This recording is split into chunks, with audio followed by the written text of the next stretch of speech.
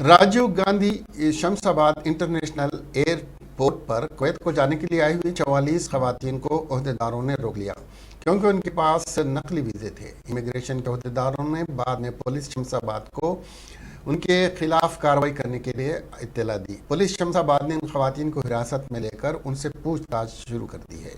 Rajiv Gandhi international airport Shamshabad के circle inspector Vijay Kumar ने बताया कि सुबह 5 बजे 44 खवातीन के पास से विजिट वीज़े हैं और दूसरा एम्प्लॉयमेंट वीज़ा भी लगा हुआ है।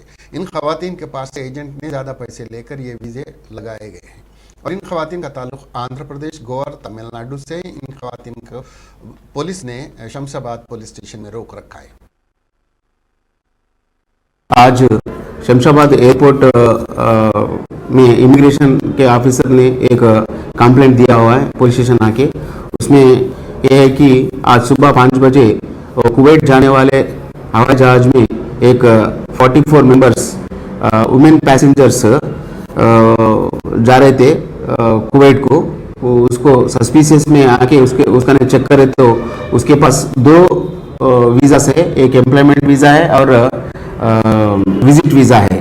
और एम्प्लॉयमेंट वीज़ा इन लोग पहला यहाँ से विजिट वीज़ा में जाके उधर एम्प्लॉयमेंट में ले लेते उधर।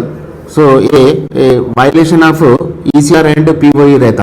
PR बोलो तो ये प्रोटेक्टर ऑफ इमिग्रेंट, जो लोग उधर काम पे जाने वाले हैं उन लोगों को हमारा इंडिया की तरफ से प्रोटेक्टिव और सिक्योरिटी देने के वास्ते ये गवर्नमेंट से लगाया हुआ है।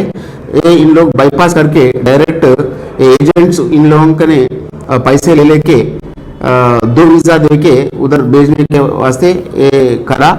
इसमें इमिग्रेशन वाले हमारा को पिटीशन दिया, हम केस करके इन्वेस्टिगेशन कर रहे हैं। इन्वेस्टिगेशन में कौन कौन एजेंट्स किसको भेजे हमारे को मालूम पड़ता।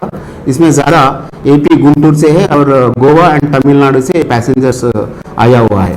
पूरा 44 वुमेन पैसेंजर्स इज है।